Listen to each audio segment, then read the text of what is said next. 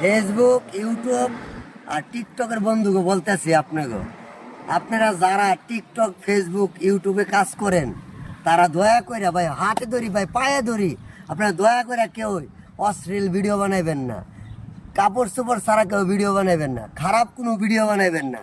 দেখছেন উত্তরবঙ্গের টিকটকার মেয়ে উনি মারা গেছে, ওনার জানাজায় গ্রামবাসীও আসতে চায় না।